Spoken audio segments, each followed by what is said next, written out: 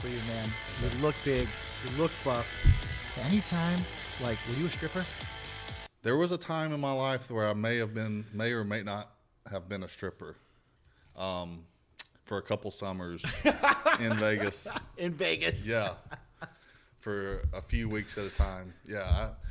I had rumor is I had a friend that in college that his uncle ran a strip club in Vegas. Really? It was a co-ed strip club. And every summer, not every summer, but a couple summers during college, we would run up there and make a few rounds here and there. Man. Yeah. I always wanted to be a stripper. Like in high school? Well, it wasn't that, high school was Magic Mike for you. When I was in high school, Before my dad bought, you know what I mean? there was nobody, when I was in school, there was nobody, nobody even thought of guys being male strippers. There wasn't the Thunder from Down Under or the whole Magic Mike thing. Right, nothing. No, nothing like that. So, yeah, it was kind of new, kind of different. So, yeah, did it for a few years. Yeah. So during that, and I played a little bit of college baseball. Wasn't all that great. So I was a really good high school baseball player, and I was really small, fast, shortstop type guy. Mm-hmm. And then my freshman year of college, I cared more about lifting than I cared about baseball. Got you. Because I was always so little. Yeah. And so when I went to college, I just focused on lifting. I loved that part of it, and just got way too big. What was the most you ever benched before? I've never really maxed. Like, since I've been bigger, I've never really maxed. But I remember I could do 365 like 7 times. 365? Yeah, so Jesus that's Christ. 345s and a 25 on each side. I could do 6 by myself and 7 spotted. Yeah, so that probably equates to like 410, 415, somewhere around there. Uh-huh. So about 4 plates and some change. Gotcha. Yeah. Gotcha. So when did comedy come into it? Well, I've always been a big comedy fan. I've always watched all the, back even when I used to watch Def Comedy Jam, and then I'd watch any kind of HBO special. I remember I'd watch, for some reason, Dennis Miller sticks in my head as far as like a HBO special. Dennis Miller, yeah. Yeah, I remember watching the HBO special Dennis Miller, and as a kid, maybe 10 or 11 years old. I watched some Carlin. I grew up I went to church 3 times a week, so every time I watched Carlin, I would cringe because he would say so. Yeah. So one of the best videos I've ever seen of Carlin Yeah. is when he's dealing with this heckler, and he just fucking Just lays it down for like a minute and a half straight. Yeah. Just if I would look up George Carlin versus heckler. Yes, Best no, YouTube video I ever. love George Carlin, but he scared me. He scared the shit out of me because he could talk so fast, and you hear me, I don't talk very fast. So everything, Yeah. and he would talk, and he's atheist, and obviously, question authority and all that stuff, and I was always taught never question authority. Right, yeah. So everything he was saying, it was just so foreign to me. Yeah, because He just scared the shit out of me. That's very interesting. Yeah. And then, Because you grew up in the South. yeah, I grew up in the South. Alabama. What part of Alabama? Hamilton, Alabama. Hamilton. And Yeah. if we're looking at Alabama, If where you're is looking that? at the map, it's the northwest corner of Alabama. Touching Florida. No, northwest corner. Is Oh, that would be the east. Yeah. Geography is a little off. Yeah, so it's left up. Okay. If you're looking at Alabama, Gotcha. so basically on the Mississippi line. Okay, gotcha. So I was like 2 hours. Probably the closest town or city was Tupelo, Mississippi, and then Memphis, Tennessee. Was the next. Gotcha. Okay. Yeah, And so I'm from I the spent north. a lot of time in Memphis. Okay. Wow. Okay. And I'm from like New England, as you know. Right. And so completely different area from what I'm used to. Yep. Just take me down memory lane, Dad. What would be like a day in like Alabama? A day in the 'Cause, life, like me growing up. Yeah, because like what I picture of Alabama is just like my cousin Vinny. You know what I mean? Where like a white dude like me from the Northeast could cross like a white dude like you in Alabama. Mm-hmm. You would know, hey, this dude's not from Alabama. And You- my instinct would be like, Where in the fuck am I? not where the fuck am I, but like, like, hey, I'm totally out of my element. Are these people gonna fucking come after me? Like, do I Yeah. need to? Oh, no. You know what I mean? Because like in that movie, they portrayed it like, Yeah, yeah. That's only if you're black. No, Jesus. I'm kidding. No, it's they. There's so many, like, it's weird in Alabama. There's so many people from that. It was so poor. Okay, the area that I grew up in was so poor, and it was cotton fields. Literally all cotton fields. So back in like the 50s, 60s, 70s, you would get people from, like my whole family's from Michigan originally. So they would float down from Michigan. They would come down to Alabama during cotton season, pick cotton, and then they'd go back up to Michigan and work part-time in factories or whatever jobs they could get. Yeah. And what like era was this? What decade? This was, the 60s, 70s. So when my dad grew up, my dad's actually from Michigan. Right. Okay. He was the transplant. Him and his parents finally came to Alabama and stayed. Yeah. But they would float back and forth all the time. It depended on what season it was. So whenever cotton season was around, I guess all the aunts and uncles and everybody would say, it's time to pick cotton. You guys are going to hear a dog in the background, 2 dogs, because Sarah can't do her job. No, I'm just kidding.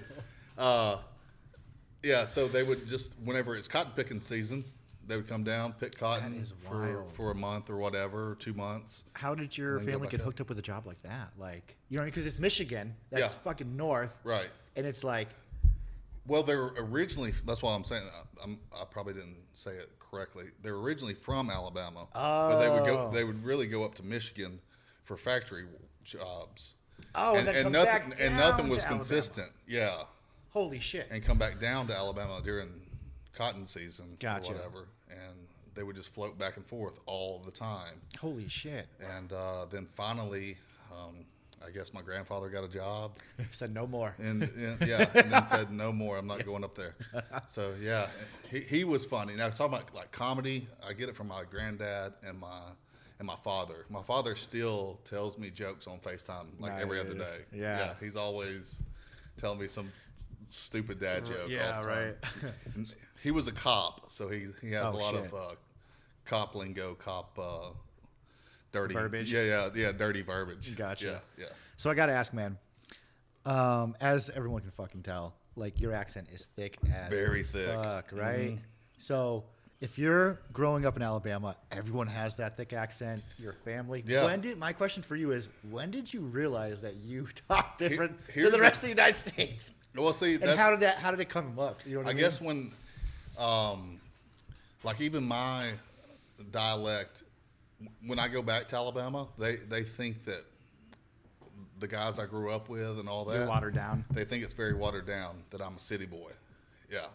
And so When I first talked to you, Yeah. when I heard you on stage the first time, your accent literally slapped me in the face. And I was just like, what the? What? What the fuck? It's almost like a holy second shit. language, a different language. I was like, whoa. Yeah.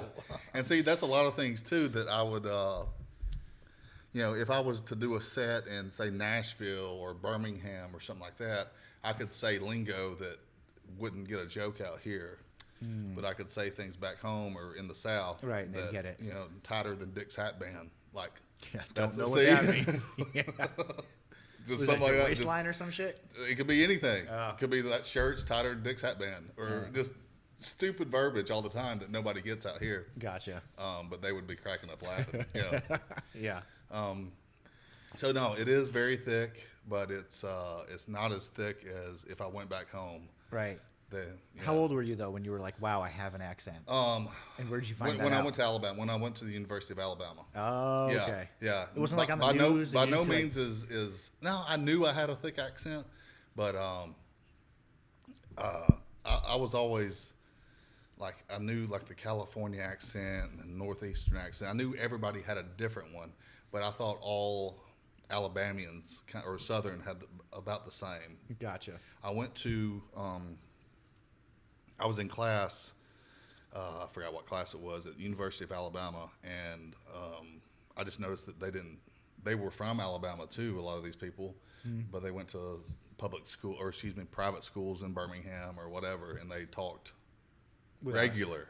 Without an accent? Maybe it was an accent, but it didn't sound like a Southern accent like mine. Yeah. So it was. Interesting.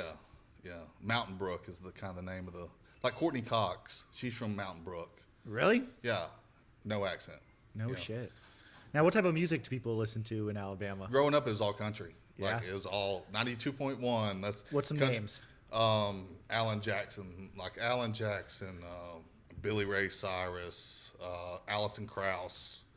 I'm just trying to think of all the stupid songs. I hate country, by the way. So. And I just find it interesting just because when, like, a lot of, you'll hear sometimes, like, white people have no culture or something like that. And it's like, well, I'm from New England with this, like, certain culture, and you're from the South with that. Yeah. And it's like, I've never met anyone Right. with that at all. And it's a different culture. I mean, Completely, the black dudes I grew up with, and I grew up with quite a few black dudes. They all dip. I have a dip on my mouth right now. They all dip tobacco, deer hunt, like it's No big deal. It's no big deal. It's all the Right. same. Like, Wow. yeah. That's interesting. Now if they came out here or something, they'd really stand out. Like Oh, really? totally. Yeah. Totally. A black guy with a Southern accent that wears like mesh ball caps with a hook in it. Like Oh, no yeah. way. Yeah, they'd totally stand out. Interesting. Yeah. But yeah, it was like a day in the life. We that's another thing too. Like where I grew up was such a Bible belt. Oh, really? They didn't serve any Religion is- alcohol. What? There was no alcohol. You couldn't buy it at a gas station. There was no liquor stores for my county, and then all the surrounding counties around. You guys me. definitely didn't smoke weed either. No. So when it came time to, like, let loose and party, what'd you do? We would drive an hour. We would usually pick up a hitchhiker on the way, Yep. and we would Oh, pay him wow. $5 or $10 or whatever to buy us beer. We called it the Hey Man game. That's we would hilarious. stop outside of a liquor store, wait for a guy to come out, and we'd say, "Hey man, you mind buying us beer?" The Hey Man game. Hey man, who's gonna Hey Man tonight? That's hilarious. So we would actually make road trips. We would we called it going to the line because we would have to drive to the Mississippi line to go buy beer or whatever. Yeah. So we'd be like, "You going to the line tonight?" It's like, "No." So you would pool money, and one person would be going to the line. You'd give them whatever you wanted, along with a grocery list of stuff, Yeah.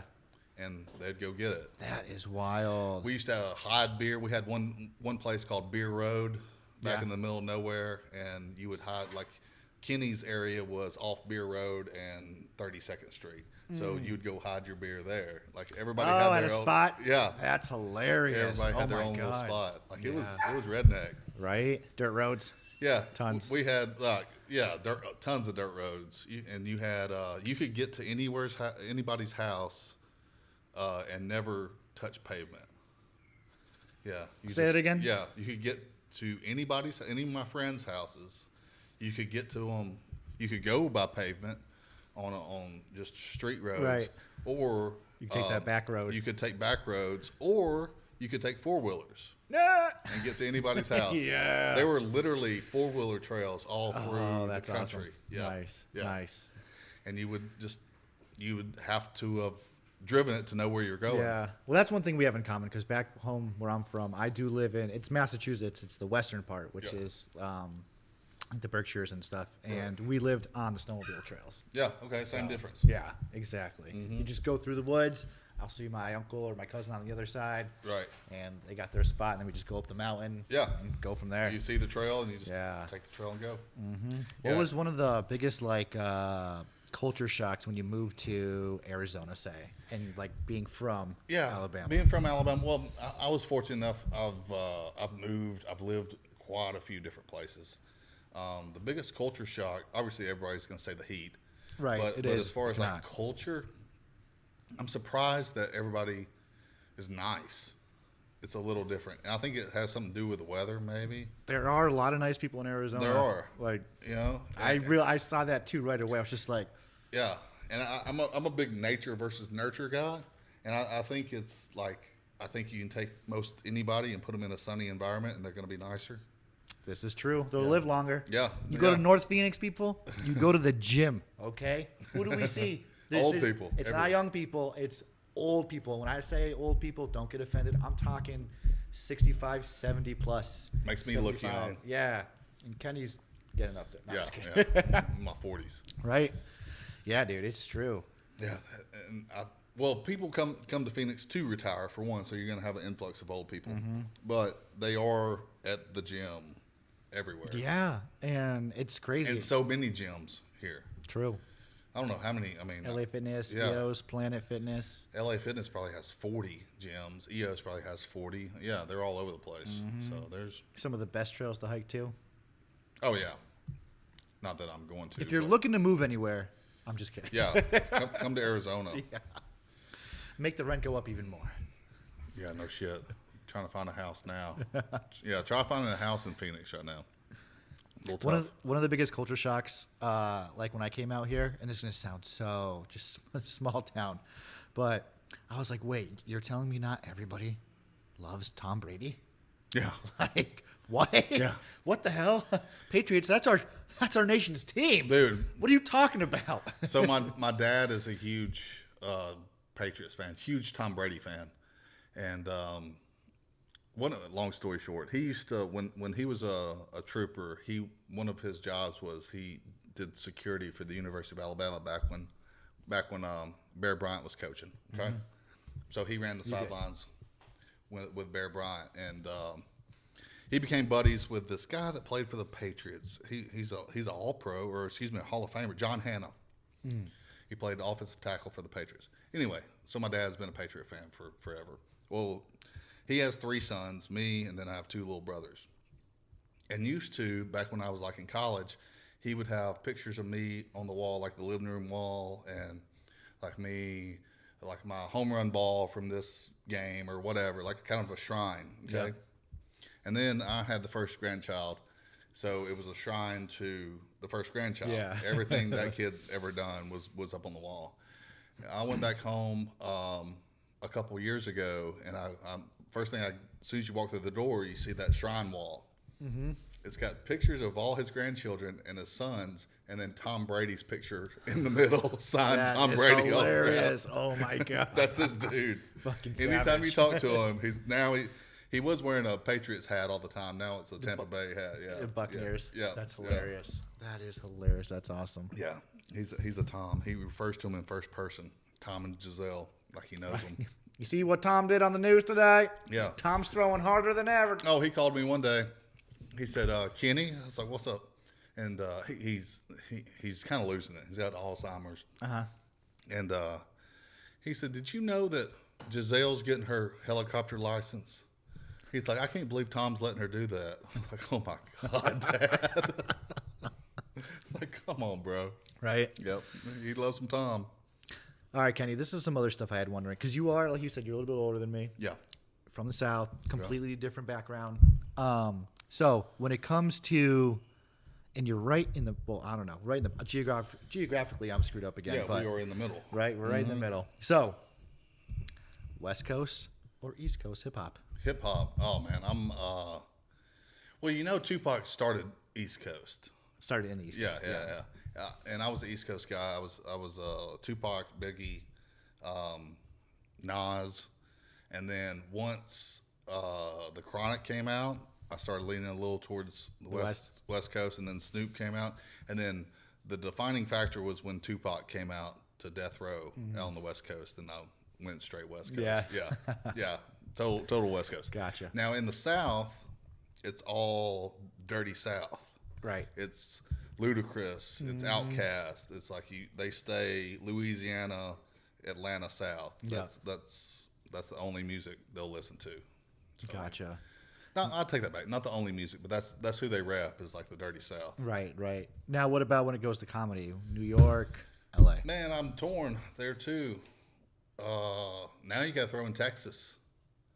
So you got Segura and Rogan in Texas, which they're still West Coast guys, but actually Segura's from Florida, so he's not really a West Coaster. I'd go still LA. Yeah. Yeah, I really don't get the Northeast, the harsh comedy. Some of it I like. You dig, but Yeah, I mean I like Dave Attell. I think he's hilarious. I think he's one of the best. But I I'm not a fan of crowd work myself. Yeah, I'm not. Probably because I'm not very good at it, Right. and I don't do it at all. Yep. But like, I think I think you give. And again, I'm 6 months into it, so who am I to tell anybody about anything? Right. But I think you give up some of your show to the crowd when you're doing crowd work, you know, and then it erupts because everybody wants to be a part of the show at that point. Right. So you get people throwing stuff in. It's definitely an art. You definitely have to have crowd control when you're doing it. Yeah, I mean, you take now messing with a heckler is one thing, and shutting them up. But like just coming out, hey, what are you up to tonight? Y'all married? You single? Right. What do you do for a living? That kind of crap. Not into it? Not your thing? I'm not into that. Gotcha. Like, dude, if I wanted to watch an interview, I'd watch Dateline. Like I'd rather see jokes and crafted I hear jokes. ya. I think I that's hear ya. I think that's the talent. Gotcha. So we're going with West Coast on that? Yeah. Okay. Yeah, mostly because of the crowd work aspect. Yeah. Okay. Yeah. Cool. Awesome, man. Well, hey, I think this was a good one to wrap up with. Good intro. Yeah. We put And in we a can hard. do it- We and put we in a can- hard 7 minutes on this one. We did. Very hard. Like if we were at an orgy, it would be a very hard 7 inches. I agree.